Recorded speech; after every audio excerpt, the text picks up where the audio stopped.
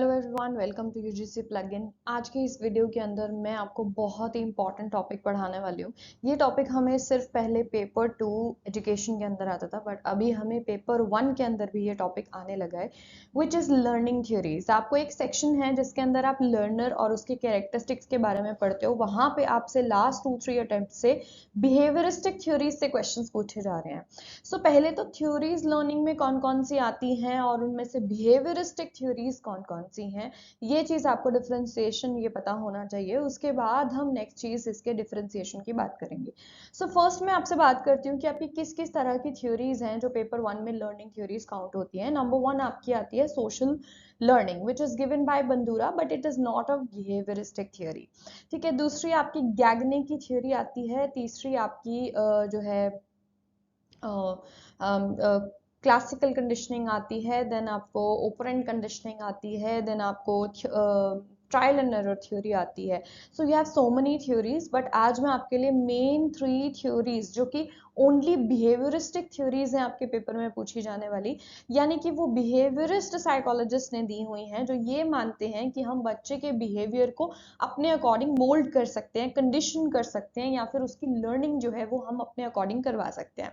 तो कैसे करवा सकते हैं, यही चीजें आपने डेप्थ में अपनी थ्योरीज के अंदर पढ़ी होंगी, या नहीं भी पढ़ी हैं तो ये वीडियो उन बच्चों के लिए तो बहुत ही ज्यादा बेनिफिशियल होने वाली है कि आप एक ही वीडियो के अंदर, छोटी सी वीडियो के अंदर आप बहुत ही प्रिसाइज मैनर में देख लेंगे कि ये तीनों थ्योरीज क्या होती हैं। So let's start with it. मैंने बहुत ही आपके लिए एक ऐसा ब्रीफ सा एक टेबल बनाया है जिससे आपको तीनों थ्योरीज के बारे में काफी चीजें पता चल जाएंगी and all the important terms, की टर्म्स आपको पता चल जाएंगी। सो फर्स्ट यहाँ पे आती हैं आपके नाम क्या क्या है थ्योरीज के। बहुत बार तो बच्चे हमें सिंपली मैचिंग भी आ जाती है और आ भी चुकी है। ठीक है, सो फर्स्ट चीज होती है कि थ्योरी का नाम याद करना। अगर नाम नहीं याद होगा, आपको एक्सपेरिमेंट नहीं याद रहेगा, आपको की टर्म्स भी याद नहीं रहेंगी। सो फर्स्ट थ्योरी हमारी आती है जो है trial and error theory of learning, which is given by Edward Lee Thorndike. ठीक है, ये किसने दी है? एडवर्ड ली थॉर्नडाइक ने दी है। मैं एक एक थ्योरी की बात करती हूँ so that you don't get confused. इसके अंदर उन्होंने कैट के ऊपर एक्सपेरिमेंट किया था। उन्होंने कैट के ऊपर क्या एक्सपेरिमेंट किया था कि उन्होंने कैट को एक पिंजरे में, यानी एक केज में, एक बॉक्स में बंद कर दिया था, और वो भूखी बिल्ली थी और उसके सामने पिंजरे के बाहर जो है एक फूड रखा गया, यानी फिश पका के रखी गई। तो जब उस बिल्ली ने उस फिश को देखा, वो छटपटाने लगी बाहर आने के लिए क्योंकि वो भूखी थी। तो जब वो छटपटा रही थी, मीनवाइल उसका बाय चांस एक लिवर के ऊपर, या एक बटन कह लीजिए, उसके ऊपर पैर आ जाता है, जिसको दबा के बिल्ली जो है बाहर आ जाती है और खाना खा लेती है। अब इस चीज के बार बार जब भी वो भूखी होती है उसको ट्रायल्स दिए जाते हैं, यानी जब भी भूखी होती है बॉक्स के अंदर डाल दिया जाता है, बिल्ली को खुद देखना है कि मुझे बाहर कैसे आना है। अब पहले कुछ बार तो जब उसको ट्रायल्स दिए गए तो बाय चांस उसका पैर उस बटन पे आ जाता है, इस वजह से वो बाहर आ जाती है। बट धीरे धीरे उसने ये अपनी गलतियों को, यानी रॉन्ग रिस्पॉन्सेस को निकाल के, एक्सक्लूड करके ये सीख लिया कि यही वो जगह है जहाँ पे मैं बार बार प्रेस करती हूँ और मैं बाहर निकल जाती हूँ। सो एंड की जो लर्निंग उसकी हुई वो ये थी कि उसको जैसे ही पिंजरे में डाला गया, उसने उस फूड रखा गया और उसने उस बटन के ऊपर प्रेस किया और बाहर आके खाना खा लिया। So that is trial and error theory, यानी कि जितनी हम ट्रायल देते रहते हैं किसी चीज के, उतनी हमें प्रैक्टिस होती रहती है एंड उतनी ही हमारी गलतियां जो हैं वो कम होती रहती हैं, रिड्यूस होती रहती हैं। ठीक है जी। सो ये मैंने आपको जल्द से इसका एक्सपेरिमेंट बता दिया। इसी एक्सपेरिमेंट के बेसिस पे बच्चे जो आपको क्वेश्चंस यहाँ से आते हैं वो आते हैं इस छोटे से कॉलम से, यानी ये जो मैंने आपको एक बना के दिया है, आपको इसको याद कर लेना है बहुत ही अच्छे से। यहाँ से डायरेक्ट क्वेश्चनिंग भी हो सकती है, मैचिंग्स भी हो सकती है, कुछ भी हो सकता है, असर्शन रीजन भी हो सकता है। सो इस थ्योरी में ड्राइव क्या है, ये क्वेश्चन अदर टीचिंग एग्जाम्स की भी अगर मैं बात करूँ, जहां भी ये थ्योरी आती है, ये क्वेश्चन बहुत बार रिपीट हुआ है कि ट्रायल एंड एरर थ्योरी में ड्राइव क्या है। ड्राइव वो होती है जो चीज हमें उत्सुक करती है किसी चीज को पाने के लिए, जब हम बहुत ही क्यूरियस या बहुत ही ऐसा छटपटाते हैं, तो वो।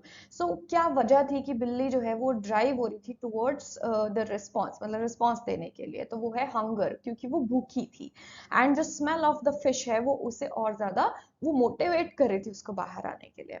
देन यहाँ पे स्टिमुलस क्या था? स्टिमुलस क्या था? स्टिमुलस क्या होता है बच्चे? एनवायरनमेंट की कोई भी ऐसी चीज जो हमें रिस्पॉन्स देने के लिए कह रही है, that is the stimulus. Stimulus यहाँ पे क्या था, फिश या फूड, जो कि बिल्ली से रिस्पॉन्स निकलवा रहा था। सो यहाँ पे रिस्पॉन्स क्या था, उसकी रैंडम मूवमेंट, जो वो इधर उधर छटपटा रही थी, इधर उधर हाथ पैर मार रही थी बाहर निकलने के लिए। देन ब्लॉक क्या था, यहाँ पे ब्लॉक था बॉक्स या फिर केज, यहाँ पे एक ब्लॉक था। चांस सक्सेस यानी उसे बाय चांस सक्सेस कैसे मिला, बाय डूइंग रैंडम मूवमेंट्स, यानी इधर उधर हाथ पैर मार के उसको पता चल गया कि अच्छा मतलब एकदम से क्लिक हो गया और वो बाहर आ गई बाय चांस। ठीक है। देन सिलेक्शन यानी उसने क्या सिलेक्ट कर लिया, जो बिल्ली है उसने राइट रिस्पॉन्स को यहाँ पे सिलेक्ट कर लिया, यानी उसने जान लिया कि बाकी सारे गलत रिस्पॉन्स है और यही वो सही रिस्पॉन्स है जिससे ये गेट खुलता है या बॉक्स खुलता है। देन उसने फिक्स कर लिया उस रिस्पॉन्स को एंड में, यानी फिक्स्ड द राइट रिस्पॉन्स। ठीक है। सो ये सारी पॉइंट्स आपको लर्न कर लेने हैं and it has a sequence, आपको इसी में ही लर्न करने हैं सो दैट आप शुरू से लेके एंड तक अगर थ्योरी में कुछ स्किप भी कर जाते हैं, माइंड से निकल भी जाता है, तो भी आपको यहाँ पे याद रहे। ठीक है जी। नेक्स्ट आते हैं आपके इसी थ्योरी से आया हुआ एक कॉन्सेप्ट जो है लॉज ऑफ लर्निंग। ठीक है। लॉज ऑफ लर्निंग जो है वो आपके primary laws and secondary laws, दो तरह के लॉज यहाँ पे आएंगे। ठीक है। प्राइमरी लॉज कौन से होते हैं, प्राइमरी लॉज पेपर 1 के according if you will cover primary laws also तो भी मोर देन एनफ है, आपसे प्राइमरी लॉज से ही क्वेश्चन पूछ सकता है। यानी इस थ्योरी के बेसिस पे थॉर्नडाइक ने हमें कुछ लॉज दिए, कुछ नियम दिए। उन्होंने कहा कि सीखने से पहले अगर ये प्रायोरिटीज नहीं होंगी तो कोई सीख ही नहीं पाएगा। ठीक है। प्राइमरी लॉज में यहाँ पे आपको बता देती हूँ कौन कौन से हैं। एक तो हमारा है लॉ ऑफ रेडीनेस। ठीक है। देन सेकंड है लॉ ऑफ एक्सरसाइज, तीसरा है लॉ ऑफ इफेक्ट। ठीक है। लॉ ऑफ रेडीनेस का मतलब है जब तक आप रेडी नहीं होंगे तब तक आप सीख ही नहीं पाएंगे। अब आप मुझे ड्राइविंग सीट पे बिठा दीजिए, if I am not ready तो how I am going to learn. ठीक है। सो मुझे कोई भी सिखा के चला जाए, मैं कैसे सीख पाऊंगी जब मैं ही रेडी नहीं हूँ। And readiness is not only physically, it is also mentally. ठीक है। So and readiness is also related to ability, यानी आप में वो क्षमता भी होनी चाहिए। रेडीनेस का ये भी मतलब है। अब अगर मान लीजिए मैं कहूँ कि मैं तो उड़ने के लिए तैयार हूँ, आप मुझे उड़ना सिखा दीजिए, but I don't have that ability. ठीक है। मैं तो फ्लाई नहीं कर सकती। सो वो रेडीनेस आपकी फिजिकली मेंटली आपकी एबिलिटी के अकॉर्डिंग होनी चाहिए। ठीक है। देन एक्सरसाइज यानी कि जितने ज्यादा ट्रायल्स, अब आपने सीख लिया, एक बार आपने गाड़ी चलाना सीख लिया, सो उसके बाद आप क्या करेंगे, उसको डेली चलाएंगे, एक्सरसाइज करेंगे। ठीक है। उसमें जो भी आपके एरर्स आएंगे या जो भी आप चीजें करेंगे जो नहीं करनी चाहिए, उनको आप धीरे धीरे एक्सक्लूड करेंगे थ्रू एक्सरसाइज। एक्सरसाइज को भी यूज एंड डिसयूज दो हिस्सों में बांटा गया है। ठीक है। नॉट मिसयूज, बच्चे डिसयूज। ठीक है। यहाँ पे बहुत सारे बच्चे मिसयूज और डिसयूज में कंफ्यूज होते हैं। डिसयूज का मतलब है कम प्रयोग करना। ठीक है। बट जबकि मतलब अप्रयोग जिसको हम कह देते हैं, मिस यूज का मतलब है दुरुपयोग, है ना, मतलब गलत प्रयोग करना। बट यहाँ पे हम डिस यूज एंड यूज की बात कर रहे हैं। तो जितना ज्यादा आप किसी चीज को प्रैक्टिस करेंगे दैट इज यूसेज, ज्यादा एक्सरसाइज करेंगे। ठीक है। और अगर आप कम एक्सरसाइज कर रहे हैं, जैसे आपने गाड़ी चलाना तो सीख लिया बट महीने में एक आध बार कभी चला ली, है ना, दैट इज डिस यूज, जब आप कम किसी चीज का प्रयोग करते हैं, जितना करना चाहिए उतना नहीं करते हैं। देन तीसरा आता है आपका लॉ ऑफ इफेक्ट, यानी कि प्रभाव क्या रहेगा। अब प्रभाव जो होगा वो एक्सरसाइज पे डिपेंड करेगा। जितना ज्यादा आपका यूसेज होगा उतना ही आपका स्टिमुलस रिस्पॉन्स कनेक्शन यहाँ पे अच्छा यानी स्ट्रॉन्ग हो जाएगा। और जितना कम आप उस चीज को प्रयोग करेंगे, यहाँ पे आपका स्टिमुलस रिस्पॉन्स का कनेक्शन क्या पड़ जाएगा, वीक पड़ जाएगा। ठीक है जी। तो ये हुए। देन सेकेंडरी लॉज के अंदर, सेकेंडरी लॉज आप नेम्स कर सकते हैं सेकेंडरी लॉज के या कॉन्सेप्ट्स, अगर आपने डेप्थ में लॉन्ग टर्म थ्योरीज में अगर आपने पढ़े हैं। अगर आपने नहीं पढ़ा है तो आप हमारे ही चैनल पे आप देख सकते हैं इसको। इसके अंदर सबसे इंपॉर्टेंट आपका लॉ ऑफ एनालॉजी होता है, जिसके अंदर हम ये कहते हैं कि हमारी प्रीवियस नॉलेज जो है वो जब तक हमारी न्यू नॉलेज के साथ हमें कनेक्ट करनी पड़ती है। जैसे आप क्लास में एंटर करते हैं, मतलब मैं इसका क्लासरूम से एग्जांपल देती हूँ, अगर कि अगर आप क्लास में एंटर करते हैं तो आप बच्चे को जो पढ़ाने वाले हैं आप उससे प्रायर पहले के क्वेश्चंस उससे करते हैं। यानी कि अगर मैं नाउन पढ़ाने जा रही हूँ तो मैं सेंटेंस के जनरल स्ट्रक्चर के बारे में पहले क्वेश्चंस पूछ सकती हूँ। अगर मैं प्रोनाउन पढ़ाने जा रही हूँ तो पहले नाउन के बारे में मैं पूछूंगी, है ना। सो ये जो हम प्रीवियस नॉलेज से बच्चे को प्रेजेंट नॉलेज पे कनेक्ट करते हैं या न्यू नॉलेज के साथ कनेक्शन बिठाते हैं, that is law of analogy. इससे भी बच्चे की लर्निंग जो है वो और ज्यादा सही से हो जाती है। So these are the laws of learning on the basis of this theory. ठीक है जी। सो ये आपके हुए। इस थ्योरी का जो मैकेनिज्म है वो क्या कहता है, ये हम अपनी नेक्स्ट स्लाइड में करते हैं। दैट इज, इस थ्योरी का जो मैकेनिज्म ऑफ लर्निंग है, यानी ये थ्योरी हमें क्या सिखाती, क्या है इसका लर्निंग। देखो तीनों थ्योरीज आपको ये बताएंगे कि लर्न कैसे होता है, लेकिन अलग अलग क्या है, फिर इनमें डिफरेंशिएशन क्या है। ये कॉलम आपको इन तीनों थ्योरीज का डिफरेंशिएशन बताएगा। ठीक है। सो इस कॉलम के अकॉर्डिंग क्या है कि मैकेनिज्म ऑफ लर्निंग क्या है, हम कैसे बता रहे हैं, मतलब थॉर्नडाइक के अकॉर्डिंग लर्निंग क्या होती है। Responses followed by satisfying outcomes are more likely to reoccur। यानी जिससे मुझे सही रिस्पॉन्स, बिल्ली ने क्या किया था, सही रिस्पॉन्स को सिलेक्ट किया एंड उसे फिक्स कर दिया। यानी ऐसे रिस्पॉन्सेज जो मुझे सही आउटकम्स दे रहे हैं, उसने फिक्स क्यों कर दिया, क्योंकि उसको दबाने से गेट खुल जाता था और वो खाना खा लेती थी। बाकी किसी जगह को फिक्स क्यों नहीं किया, क्योंकि वहां से कुछ भी सही आउटकम नहीं आ रही थी। सो जहां से आपको सेटिस्फाइंग आउटकम आती है, उसी चीज को हम क्या कर लेते हैं, पक्का कर लेते हैं, लर्न कर लेते हैं। ठीक है। तो वो जो चीज है वो दैट इज लर्निंग हमारी वहीं से होती है, जब हमारी सेटिस्फाइंग आउटकम की रिस्पॉन्स को हम क्या कर लेते हैं, फिक्स कर लेते हैं और उसे रियकर करते हैं, यानी वो बार बार फिर वो होगा। ठीक है, जिससे हमारी लर्निंग हो जाएगी। एंड इसकी जो एप्लीकेशन है थ्योरी की, वो तो इसके नाम से ही पता चलती है कि जितना ट्राई करेंगे आपके एरर्स उतने रिड्यूस होंगे, यानी कि ट्रेनिंग या प्रैक्टिस के दौरान हम इसे मैक्सिमम यूज कर सकते हैं। So this is your trial and error theory. Next जो हमारी थ्योरी है वो है classical conditioning theory, which is given bye Ivan Pavlov. ठीक है, इसके बारे में तो मैंने नेम एंड थ्योरी आपको ऑलरेडी बता दिया था। Now the word comes conditioning. What do you mean by conditioning? अभी तक हम कह रहे थे कि लर्निंग करवा रहे हैं, अब हम कह रहे हैं कि कंडीशन कर रहे हैं। कंडीशन का मतलब भी एक तरह से किसी को सिखाना होता है। जैसे हम सिखाने के लिए कई वर्ड्स यूज करते हैं, लाइक ट्रेन करना, कंडीशन करना, दो तो यही हो गए हैं। सो इस तरीके के जो वर्ड्स हैं, जैसे इंडोक्ट्रिनेशन वर्ड यूज किया जाता है। ठीक है। सो इस तरीके के जो वर्ड्स हैं उनके अलग अलग अलग अलग मीनिंग होते हैं, बट करवाते हैं हम उनसे क्या है, लर्निंग ही है। ठीक है। यहाँ पे क्या है, कंडीशन कैसे करवा रहे हैं, कंडीशनिंग का मतलब होता है हैबिट फॉर्मेशन। तो यहाँ पे जो पैवलोव है वो डॉग के एक्सपेरिमेंट के थ्रू आपको बताने वाले हैं कि कैसे हम किसी को कंडीशन कर सकते हैं। सो इनका एक्सपेरिमेंट डॉग पे था, ये चीज आपको याद रखनी है। अब इनके एक्सपेरिमेंट को इजीली याद करने के लिए सबसे पहले हमें इनका जो मैकेनिज्म है, जो एक्चुअल में इन्होंने डॉग के साथ किया था, वो चीज आपको याद होनी चाहिए। वो क्या था, पहले इन्होंने डॉग को फूड ऑफर किया। एक चीज पहले जो सबसे पहले याद रखनी है वो ये है कि ये एसआर थ्योरी है। अगेन, जैसे ये एक एसआर थ्योरी थी, ये भी एक एसआर थ्योरी है ना। सो यहाँ पे जब हम बात कर रहे हैं कि स्टिमुलस क्या दिया और रिस्पॉन्स क्या आया, तो इन्होंने डॉग को सबसे पहले फूड ऑफर किया। ठीक है, फूड ऑफर किया तो डॉग के मुंह से क्या आया, सिलाइवा, यानी लार टपकने लगी खाने को देख के। जैसे कोई भी हमारे सामने भी कोई खाने भूख लगती है, खाना आता है तो हमारे मुंह में पानी आ जाता है, सिमिलरली। ठीक है, फिर इन्होंने क्या किया, जितनी बार भी डॉग को इन्होंने जब फूड ऑफर करा, सेकेंड फेज ऑफ कंडीशनिंग में, ये फर्स्ट फेज ऑफ कंडीशनिंग था, सेकेंड फेज ऑफ कंडीशनिंग में इन्होंने जब भी फूड ऑफर किया उससे पहले एक बेल बजाई। सो बेल प्लस फूड। ठीक है, फिर भी उसके मुंह से क्या आया, सलाइवा आया, यानी रिस्पॉन्स क्या था, सलाइवा। तीसरी फेज ऑफ कंडीशनिंग में इन्होंने अकेली बेल बजाई। ठीक है, और डॉग ने फिर भी सेलिब्रेट किया।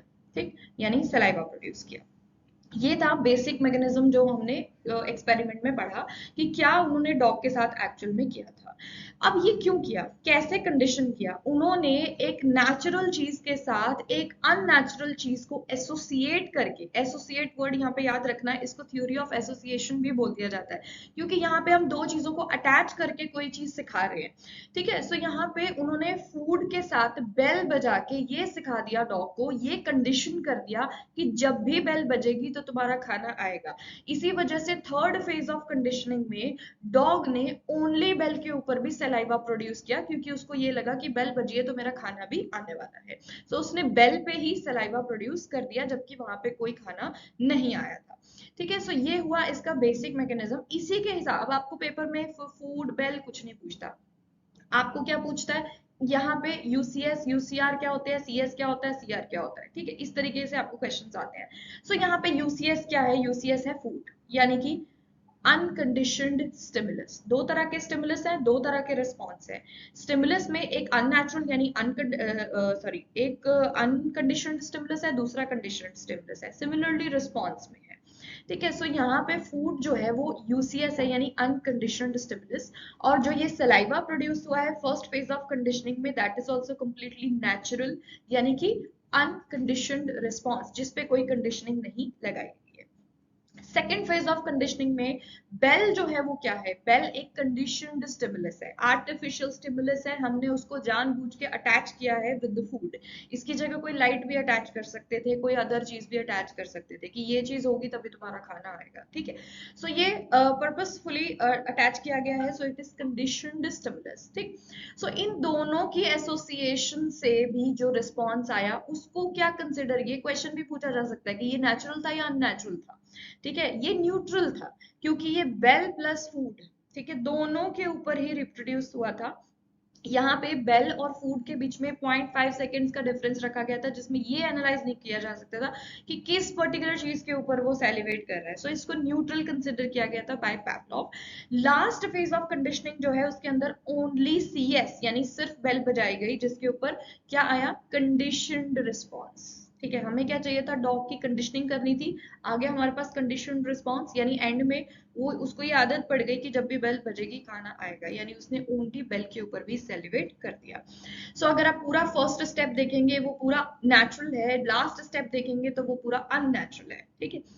सो यहाँ पे इस चीज को अगर आप याद कर लेंगे, ये इतनी चीज को कि यूसीएस प्रेजेंट किया तो यूसीआर आया, सीएस प्लस यूसीएस दिया तो न्यूट्रल सलाइवा प्रोड्यूस हुआ, मतलब जो सलाइवा प्रोड्यूस किया उसको न्यूट्रल कह रहे हैं, न्यूट्रल रिस्पॉन्स।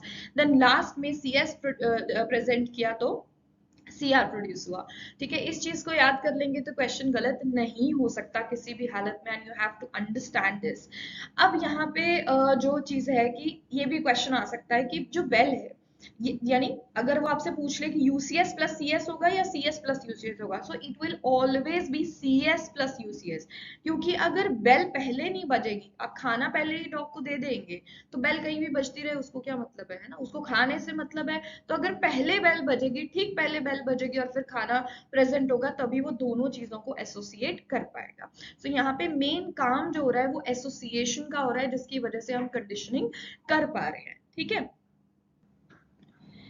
देन नेक्स्ट यहाँ पे मैंने कुछ टर्म्स इंक्लूड किए हैं जिनके ऊपर जनरली क्वेश्चंस आ चुके हैं, काफी सारे एग्जाम्स के अंदर यहाँ से क्वेश्चन आता है, कि ये टर्मिनोलॉजीज क्या होती हैं। सो फर्स्ट है हमारी लेटेंसी, ये इसी थ्योरी के बेस पे ही पैवलोव ने ये टर्मिनोलॉजीज दी हुई हैं। लेटेंसी का मतलब होता है कि अगर, जैसे मैंने आपको ऊपर बताया है कि यहाँ पे 0.5 सेकेंड्स का डिफरेंस रखा गया था, अगर CS प्लस यूसीएस इन दोनों को एसोसिएट करने में लेट किया जाता, यानी कि विलंब किया जाता किसी तरह का, तो मान लो मैंने बेल बजा दी, 5 मिनट तक फूड नहीं आया, 2 मिनट तक फूड नहीं आया, तो क्या डॉग दोनों चीजों को एसोसिएट कर पाएगा, नहीं कर पाएगा, ठीक है। सो बहुत ही मिनिमल सा टाइम यहाँ पे होना चाहिए, दोनों चीजों में एकदम से कोई भी लेट नहीं होना चाहिए, एसोसिएशन के लिए साथ साथ उनका होना बहुत ही जरूरी है, ठीक है। So that means latency follow होना चाहिए।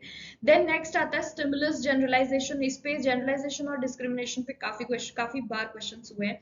सो स्टिमुलस जनरलाइजेशन क्या होती है, इसका सिंपल सा अगर मैं इसको डिफाइन करूं या इसको डिफाइन करने जाऊं या ऐसी कोई चीज आपको बताऊं, तो इसका सिंपल सा एक ये मीनिंग होता है।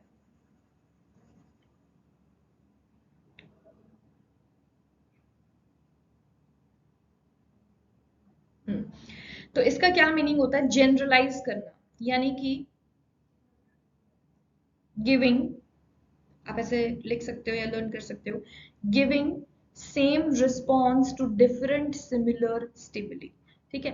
अलग अलग तरह के स्टिमुलस का प्लूरल होता है स्टिमुली, अलग अलग तरह के जो स्टिमुलस है उनको एक ही जैसा रिस्पॉन्स देना, इसको हम कहते हैं, डेफिनेशन भी आ सकती है बच्चे पेपर में, इसका एग्जाम्पल भी पेपर में आ सकता है। जैसे वन ऑफ द एग्जाम्स किसी टीचिंग एग्जाम में इसका एग्जाम्पल आया था, अब आपके पेपर में क्या एग्जाम्पल आ सकता है वी डोंट नो, बट हाँ definition will be the same. तो आया था कि एक बच्चा एक बच्चे को लाल गुलाब से कांटा चुभ जाता है, तो उसके बाद वो हर लाल चीज को देख के रोने लगता है। ठीक है, नाउ रेड यहाँ पे उसके लिए क्या कलर हो गया, रेड कलर उसने जनरलाइज कर लिया रेड कलर को कि रेड से ही मुझे चोट लगेगी। सो जितने भी उसको सिमिलर चीजें रेड जैसी दिखाई दी कि रेड रोज है, रेड लाइट है, रेड कोई कपड़ा है, कुछ भी अदर चीज रेड है, उसके ऊपर उसने सेम ही रिस्पॉन्स दिया, वो रोने लगा। ठीक है, सो ये हुआ स्टिमुलस जनरलाइजेशन, यानी कि जनरलाइज कर लेना एक चीज को। नेक्स्ट आता है स्टिमुलस डिस्क्रिमिनेशन। ठीक है, इसी चीज को जब वो डिस्क्रिमिनेट कर पाएगा। ठीक है, यानी कि आप कह सकते हैं कि recognising the right stimuli to respond, यानी कि बहुत सारे सिमिलर स्टिमुली में से अपने राइट स्टिमुलस को ही रिस्पॉन्ड करना, ये होता है डिस्क्रिमिनेट कर पाना। यानी कि बहुत सारे स्टिमुलस में से अपना राइट स्टिमुलस चूज कर पाना कि मुझे, अब जैसे हम डॉग की बात करते हैं इसके अंदर, ठीक है, अगर तो सिमिलस जनरलाइजेशन का मतलब यहाँ पे डॉग के हिसाब से लें, डॉग का एग्जाम्पल ले, तो क्या होता, तो ये होता कि अगर डॉग हर तरह की बेल के ऊपर सलाइवा प्रोड्यूस कर रहा होता, मान लो कोई भी अदर बेल बज रही है, कोई गाड़ी जा रही है, उसने हॉर्न बजाया है, तो अगर वो हर तरह के बेल के ऊपर सेलिब्रेट करता, दैट मीन्स वो स्टिमुलस को जनरलाइज कर गया। ठीक है, लेकिन अगर डॉग जो है वो उसी पर्टिकुलर बेल के ऊपर सलाइवा प्रोड्यूस करता है जो उसके खाने से पहले बजती है, यानी तभी लार टपकाता है, वैसे कहीं भी कोई भी बेल बजती रहे वो लार नहीं टपकाता है, दैट इज स्टिमुलस डिस्क्रिमिनेशन। यानी सिमिलर बहुत सारे अपने स्टिमुली में से, मतलब बहुत सारे स्टिमुली में से अपने राइट स्टिमुलस के ऊपर ही रिस्पॉन्ड करना मीन्स स्टिमुलस डिस्क्रिमिनेशन होता है। इनहिबिशन का मतलब नेक्स्ट टर्म है इनहिबिशन। इनहिबिशन का मतलब होता है बच्चे रुकावट, मतलब एक तरह से आप कह लीजिए टू स्टॉप समथिंग, और जो बाधाएं जिसको हम कह देते हैं। तो वाइल डूइंग दिस एक्सपेरिमेंट दो तरह की चीजें यहाँ पे इनहिबिट हुई, यानी कि एक तो थी एक्सटर्नल और दूसरी थी इंटरनल। वैसे तो ये किसी भी एक्सपेरिमेंट में होता है, आप कोई भी एक्सपेरिमेंट कर रहे हो, ये दो तरह के इनहिबिशंस, यानी कि जैसे हम इंटरनल वैलिडिटी में पढ़ते हैं तो थ्रेड्स होते हैं, तो ऐसे ही इनहिबिशन होता है। इनहिबिशन का मतलब है एक्सटर्नल लेवल पे अगर कोई चीज रुकावट बन रही है एक्सपेरिमेंट के अंदर। ठीक है, यानी कि मान लो डॉग जो है, जब वो एक्सपेरिमेंट कर रहे थे, तो डॉग को उन्होंने मतलब अभी इंट्रोड्यूस करना था फूड, तो मान लीजिए कि बहुत सारा शोर हो रहा है और डॉग को बेल ही नहीं सुनाई दे रही। अब ये नॉइस, नॉइस क्या है, एक एक्सटर्नल फैक्टर है जो यहाँ पे रुकावट बन सकता है। ठीक है, अगर हम इंटरनल की बात करें, तो मान लीजिए डॉग जो है वो सो गया, ठीक है, या डॉग को भूख ही नहीं लगी, या फिर डॉग का कोई और रीजन है, कि कोई और मीन्स थक गया है, ठीक है, तो उसको रिस्पॉन्ड ही नहीं करना। अब ये क्या है, ये इंटरनल इनहिबिशंस होते हैं जो डॉग के अपने खुद के हैं। ठीक, सो ये प्रॉब्लम्स आ सकती हैं, इनहिबिशंस इसकी वजह से हो सकते हैं। नेक्स्ट आता है एक्सटिंक्शन। इन सारे टर्म्स में से important terms generalisation, discrimination, extinction and spontaneous recovery, ये चार जो है वो वेरी इंपॉर्टेंट है। ठीक है, एक्सटिंक्शन का मतलब होता है हिंदी में हम इसको विलोप कह देते हैं, यानी कि किसी स्किप जैसे हो जाता है, कोई चीज गायब हो जाती है, ठीक है, उसको हम कहते हैं। अब जब इस चीज का मैं यही इस ऐसे ही आपको समझा सकती हूँ कि जब हम CS प्रेजेंट किया लास्ट स्टेप ऑफ कंडीशनिंग में, लास्ट स्टेप में हमने यहाँ पे क्या किया है, ये क्या किया है, CS दिया और CR आया, CS दिया फिर से CR आया, यानी कि बेल बजा रहे हैं, डॉग सलाइवा प्रोड्यूस कर रहा है, बेल बजा रहे हैं, सलाइवा आ रहा है, बट वो कितनी देर आएगा, क्योंकि फूड तो आ नहीं रहा। तो एक टाइम आएगा जब आप बेल बजाएंगे बट कोई रिस्पॉन्स ही नहीं आएगा, क्योंकि आपने जो नेचुरल स्टिमुलस था उसको पीछे छोड़ दिया, मतलब उसको अटैच करना बंद कर दिया। तो यहाँ पे क्या हो जाएगा, एक्सटिंक्शन, यानी वो स्किप कर जाएगा अपने रिस्पॉन्स को, या भूल जाएगा, या कह लीजिए उसका वहां से जो है एक्सटिंक्शन हो जाएगी उसके रिस्पॉन्स की वहां तक आते आते, क्योंकि फूड तो आ नहीं रहा। ठीक है, तो यहाँ पे एक्सटिंक्शन हो गई, इसी से जुड़ता है स्पॉन्टेनियस रिकवरी। अब आपने फिर भी, पैवलोव ने क्या किया, फिर भी पैवलोव बेल बजाता रहा, बेल बजाई कोई रिस्पॉन्स नहीं आया, बेल बजाई कोई रिस्पॉन्स नहीं आया, बेल बजाई कोई रिस्पॉन्स नहीं आया, बट फिर बेल बजाई। एक टाइम ऐसा आया जब उसने फिर से सलाइवा प्रोड्यूस किया, दैट इज स्पॉन्टेनियस रिकवरी। अचानक से उसको फिर से ये याद आ गया या उसके माइंड में आ गया कि ये वही बेल है जिसके ऊपर मेरा खाना आता था और उसने सेलिब्रेट कर दिया। ठीक है, कुछ टाइम पीरियड लेके किया क्योंकि वो एक्सटिंक्शन हो गई थी। एक्सटिंक्शन के बाद जब वो अपना रिस्पॉन्स प्रेजेंट करेगा आपका सब्जेक्ट, तब क्या होगा, वो स्पॉन्टेनियस रिकवरी कहलाएगा। ठीक है, सो ये आपकी टर्मिनोलॉजीज हैं जिनको आपने ज़रूर पढ़ना है। ठीक है, एंड इनमें से कौन सी 4 इंपॉर्टेंट है ये मैंने आपको बता दिया। इसके अलावा आपको इस थ्योरी में कुछ करने की ज़रूरत नहीं है। देन नेक्स्ट हमारी थ्योरी आती है very very important, which is operant conditioning, जिसका दूसरा नाम है इंस्ट्रूमेंटल कंडीशनिंग। ठीक है, काफी बार पेपर में इंस्ट्रूमेंटल भी लिखा हुआ आ जाता है, बट बहुत बार ओपरेंट कंडीशनिंग भी लिखा हुआ आता है। सो ओपरेंट कंडीशनिंग जो है वो गिवन बाय पैवलोव, ठीक, सॉरी स्किनर, बीएफ स्किनर ने दी है, एंड रैट के ऊपर एक्सपेरिमेंट किया है। ठीक है, अब जो उन्होंने एक्सपेरिमेंट किया वो थोड़ा सा कैट के साथ ही मिलता जुलता एक्सपेरिमेंट था, तो बहुत बार बच्चे कंफ्यूज भी हो जाते हैं, या फिर जनरली बच्चों का तो मैम यही तो वहां किया था। अब कैसे किया था उन्होंने, उन्होंने एक स्किनर बॉक्स लिया, यानी जिस बॉक्स के अंदर इन्होंने रैट को रखा उसे स्किनर बॉक्स बोला जाता है। स्किनर बॉक्स को लिया उन्होंने, एक बॉक्स लिया मतलब, और उसके अंदर उन्होंने रैट को बंद कर दिया। ठीक है, रैट को बंद करने के बाद उन्होंने अंदर ही, मतलब रैट क्या करने लगा, रैट पिंजरे से बाहर निकलने की कोशिश करने लगा। जनरली भी आप रैट को पकड़ लेते हो तो वो बैठ थोड़ी जाता है ना, वो क्या करता है, बाहर निकलने की कोशिश करता है। तो रैट रिस्पॉन्ड करने लगा, बाहर निकलना है मुझे, तो वो यहाँ इसको तोड़ने की कोशिश करने लगा कि मैं कैसे बाहर आ सकता हूँ। तो ये करते करते बाय चांस उसका पैर एक लिवर पे आ जाता है, यानी एक बटन प्रेस हो जाता है उससे। ठीक है, जिससे उस पिंजरे में लगी हुई एक प्लेट बेंड होती है और वहां से उसको बॉल की शेप में खाना मिल जाता है। पहली बार जब ये होता है तो रैट जो है वो बहुत ही एक्साइटेड हो जाता है कि अरे इस पिंजरे में तो खाना भी है कहीं पे। वो और तेजी से जो है जंप करने लगता है, और तेजी से इधर उधर जाने लगता है। फिर से उससे बटन प्रेस हो जाता है, फिर खाना आ जाता है।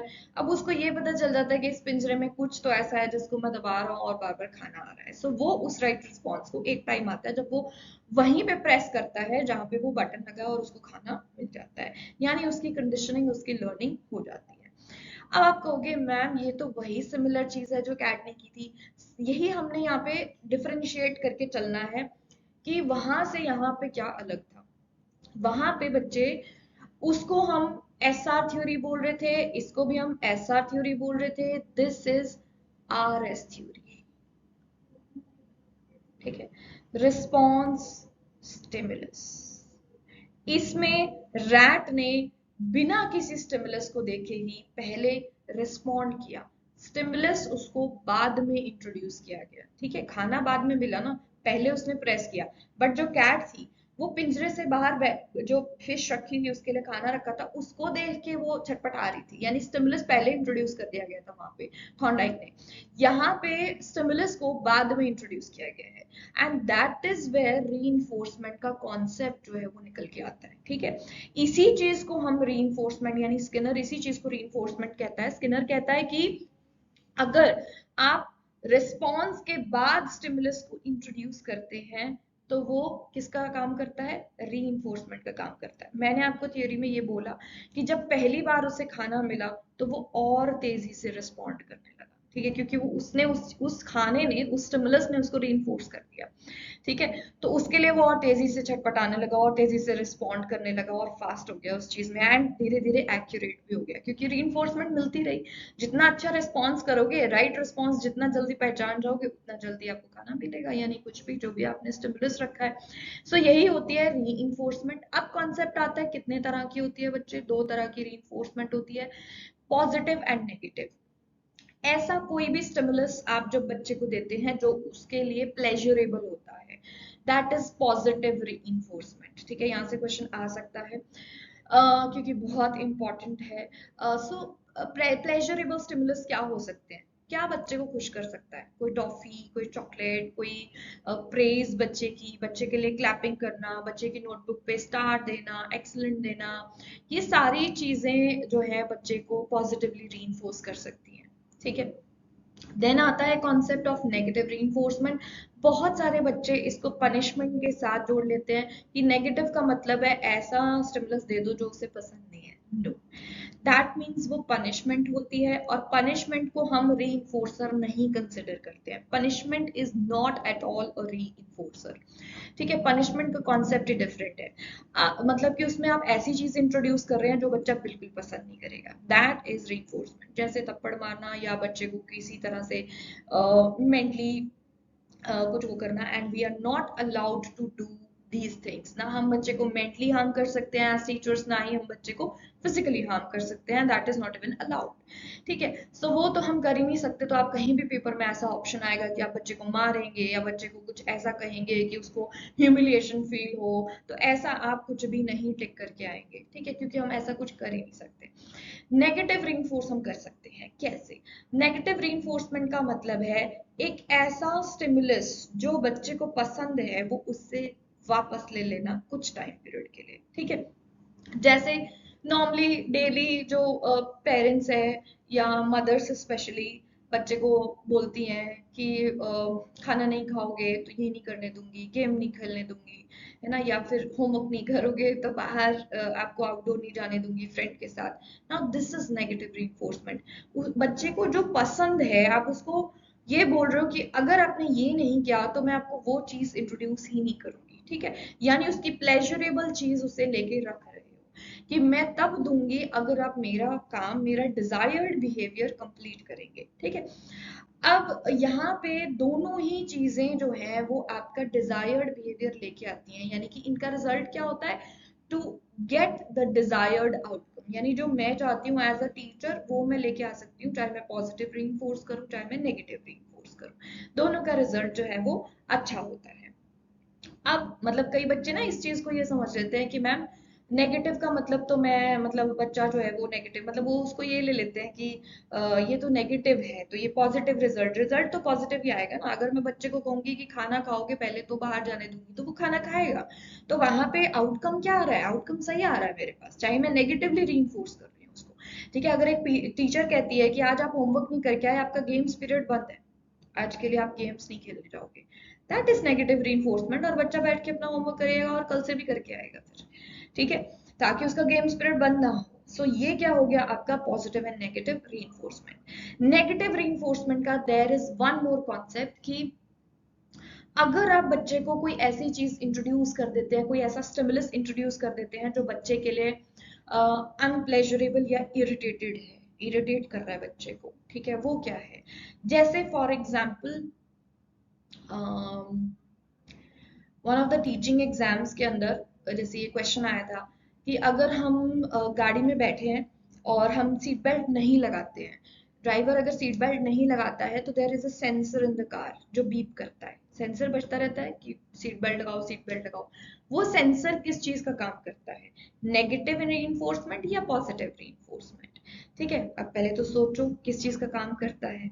ठीक है, अब मुझे कमेंट में भी बताओ कि किस चीज का काम करता है, नेगेटिव या पॉजिटिव। अब मैं बताती हूँ आपको कि किस चीज का काम करता है। बहुत सारे बच्चे कहते हैं मैम नेगेटिव रीइंफोर्समेंट का काम करता है, मैम पॉजिटिव का काम करता है। अब पॉजिटिव वो ये सोच के कहते हैं कि मैम वो सीट बेल्ट लगाने के लिए कह रहा है तो इसलिए पॉजिटिव है। नहीं बच्चे, नेगेटिव में भी मैं करेक्ट आउटकम ही चाहती हूँ और पॉजिटिव में भी मैं करेक्ट आउटकम ही चाहती हूँ। ठीक है, जब हम, ये नेगेटिव रीइंफोर्समेंट का काम करता है। ठीक, अब नेगेटिव का क्यों करता है? क्योंकि वो आपको तब तक इरिटेट करेगा जब तक आप बेल्ट लगा नहीं लोगे। ठीक है, यानी कि वो एक अनप्लेजरेबल चीज वहां पे लगा दी उन्होंने, इंट्रोड्यूस कर दी कि जब तक आप सीट बेल्ट नहीं लगाएंगे ना तब तक ये जो मतलब ये जो है सेंसर जो है वो आपको इरिटेट करता रहेगा। तो आप सोचेंगे कि अरे यार लगा ही लेते हैं, नहीं तो ये बचता ही रहेगा, है ना। So that is the thing. वहां पे आपको ये दोनों चीजें, दोनों कॉन्सेप्ट्स अच्छे से आई होप समझ में आ गए होंगे। लास्ट जो स्किनर का कॉन्सेप्ट है that is upon shaping. Shaping, इनके एक पिजन के ऊपर इन्होंने एक एक्सपेरिमेंट किया था जिसमें इन्होंने पिजन को 8 की शेप में चलाया था। ठीक है, तो ये मानते हैं कि बिहेवियर को हम शेप कर सकते हैं। इन्होंने 8 की शेप में ग्रेन्स को रख दिया था, यानी दाने रख दिए थे, और कबूतर को ऐसे चलाया था। तो एक टाइम ऐसा आया जब उन्होंने सारे दाने उठा दिए लेकिन कबूतर जो था वो फिर भी इसी शेप में चल रहा था। ठीक है, मतलब पहले उसको दानों के हिसाब से चला दिया, उसके बाद उन्होंने दाने रखने छोड़ दिए, लेकिन स्टिल जो कबूतर था वो इसी शेप में चल रहा था। That is the shaping concept. ठीक है, तो ये बिहेवियर को शेप करने में हेल्प करते हैं। So these were the concept जो आपने बेसिक थ्योरीज के बारे में समझे। कि क्या ये तीन थ्योरीज हैं, ठीक है। एंड नेक्स्ट आता है इनका डिफरेंशिएशन आप कैसे कर सकते हैं। ओके, लास्ट थिंग जो हमारे पास है स्किनर। स्किनर की लास्ट चीज यहाँ पे रह गया which is schedules of reinforcement. तो चार तरह के यहाँ पे स्केड्यूल्स होते हैं, fixed ratio, fixed interval, variable ratio and variable interval. ये भी आपको याद होने चाहिए कि कब मैंने बच्चे को जो है इंट्रोड्यूस करना है अपना स्टिमुलस एंड कब कैसे उसको रीइंफोर्स करना है, ठीक है। सो ये चार चीजें, आप चार रीइंफोर्समेंट, चार कीवर्ड्स आप याद रखेंगे एंड इन चार के ऊपर मैं आपको अलग से एक वीडियो प्रोवाइड कर दूंगी so that you can learn and also you can watch the full videos of mine अगर आप इन स्केड्यूल्स को डिटेल में करना चाहते हैं तो। नेक्स्ट होता है जी इनका कंपैरिजन। कंपैरिजन यहाँ पे कैसे किया गया है। फर्स्ट थ्योरी जो है जिसके अंदर थॉर्नडाइक हमें क्या कह रहा है, अब ये कंपैरिजन किस चीज का है, मैकेनिज्म ऑफ लर्निंग। तीनों थ्योरीज हमें ये सिखा रही हैं कि लर्निंग कैसे करते हैं, लेकिन तीनों अलग अलग कैसे हैं। फिर तीनों अगर एक ही बात बोल रही हैं तो तीनों के जो इम्प्लीकेशंस हैं वो अलग कैसे हैं। फर्स्ट थिंग यहाँ पे पहली थ्योरी क्या कह रही है आपको कि लर्निंग कैसे होती है, responses followed by satisfying outcomes are more likely to recur. यानी कि ऐसे रिस्पॉन्सेज जो आपके किसी भी आउटकम को, मतलब एक सेटिस्फाइंग आउटकम आपको दे रहे हैं, वो आप ज्यादा करेंगे, ठीक है। जिस चीज से मुझे सेटिस्फाइंग आउटकम मिल रहे हैं, जैसे बिल्ली को जहां पे पैर रख के बाहर जाने को मिल रहा था वो बार बार वही कर रही थी, रिअकर होता है वो चीज जहां पे आपको एक सेटिस्फाइंग आउटकम मिलता है, ठीक है। ये कहता है इस वजह से लर्निंग होती है। पैवलोव क्या कहते हैं, पैवलोव ये कहते हैं कि एक न्यूट्रल रिस्पॉन्स, न्यूट्रल जो मैंने आपको बताया था, neutral second phase of conditioning में ऐसा रिस्पॉन्स जो न्यूट्रल है becomes associated with meaningful stimulus and acquires the capacity to elicit a similar response, ठीक है। कहता है उसमें ये कैपेसिटी होती है कि वो आपका नेक्स्ट जो मीनिंगफुल स्टिमुलस होगा यानी जो CS होगा उसके ऊपर आपका रिस्पॉन्स जो है वो पक्का कर देगा, ठीक है। यानी जब उसने दो चीजों को एसोसिएट कर लिया आपस में, तब क्या हुआ, उसने वो जो सिंगल चीज भी हमने इंट्रोड्यूस की ओनली बेल, उसके ऊपर भी उन्होंने कंडीशन रिस्पॉन्स प्रेजेंट कर दिया। तो हमारा जो न्यूट्रल स्टिमुलस है वो यहाँ पे बड़ा रोल प्ले करता है, उसी से हमारी कंडीशनिंग होती है क्योंकि हम दो चीजों को एसोसिएट कर जाते हैं। बेसिकली ये कहते हैं एसोसिएशन से लर्निंग होती है। नेक्स्ट आते हैं जी स्किनर। स्किनर क्या कहते हैं कि किस तरीके से आपकी जो रीइंफोर्समेंट होती है, सॉरी लर्निंग होती है। तो अकॉर्डिंग टू स्किनर बिहेवियर जो है उसे शेप किया जा सकता है, मेंटेन किया जा सकता है बाय इट्स कॉन्सिक्वेंसेस। यानी बिहेवियर के जो कॉन्सिक्वेंसेस हैं, जो रिजल्ट्स हैं, जो पॉजिटिव हमें जो चाहिए, जो मेरे डिजायर्ड आउटकम्स हैं, उनके लिए हम बिहेवियर को क्या कर सकते हैं, मोल्ड कर सकते हैं उस चीज के हिसाब से एंड उसको मेंटेन भी कर सकते हैं। फाइन। सो ये हैं तीन चीजें जो मैकेनिज्म की हैं। देन इनके मतलब तीन डिफरेंशिएशंस की what is learning about all of them. Last चीज आपको जरूर याद रखनी है क्योंकि ये चीज हमसे रिलेटेड है, यानी कि अगर मैं एजुकेशन में, ये तीनों थ्योरीज एजुकेशन में एप्लीकेबल है, ठीक है। इसको भी हम एजुकेशन में ले सकते हैं, इसको भी हम एजुकेशन में ले सकते हैं और इसको भी हम एजुकेशन में ले सकते हैं। इसके अलावा ये क्या करती हैं, अब ये थ्योरी जो है ये ट्रेनिंग एंड प्रैक्टिस के काम आती है, चाहे एजुकेशन में या किसी भी फील्ड में। यानी ट्रायल ट्रायल देते जाओ और एरर्स निकालते जाओ, रिड्यूस करते जाओ एंड लर्निंग होती जाएगी प्रैक्टिस। जैसे अगर मैं बात करूं कि मैं अगर बच्चों को ग्रामर टेस्ट देती हूँ, बार बार मैं टेंसेस का ग्रामर टेस्ट बना के देती हूँ, तो धीरे धीरे उनके ग्रामर, हमारे पास एक ग्रामर बुक होती थी, अलग से बुक होती थी ग्रामर पोर्शन को प्रैक्टिस करने की, प्रैक्टिस बुक है ना। उससे क्या होता था कि हम जितना ज्यादा उसको सॉल्व करते थे उतना ज्यादा हमारे ग्रामेटिकल एरर्स जो हैं वो रिड्यूस होते चले जाते थे, क्योंकि हम बार बार उसको ट्रायल्स देते थे एक ही चीज को। तो और उतनी ही अच्छी हमारी लर्निंग होती चली जाती थी। सिमिलरली मैथ्स के साथ है, जितना ज्यादा आप प्रैक्टिस करेंगे, आपका जैसे DI पोर्शन है, मैथ्स पोर्शन है, रीजनिंग पोर्शन है, आप जितना प्रैक्टिस करते हैं उतने ही आपके एरर्स कम होते चले जाते हैं और आप उसमें ऑलमोस्ट परफेक्ट हो जाते हो, ठीक है। नेक्स्ट आता है आपका जो है क्लासिकल कंडीशनिंग। इसको फोबियाज ट्रीट करने के लिए या थेरेपीज में यूज किया जाता है। जैसे मैंने एसोसिएशन का एक यहाँ पे एक आपको मेन रोल बताया, तो एसोसिएशन ही यहाँ पे काम आती है।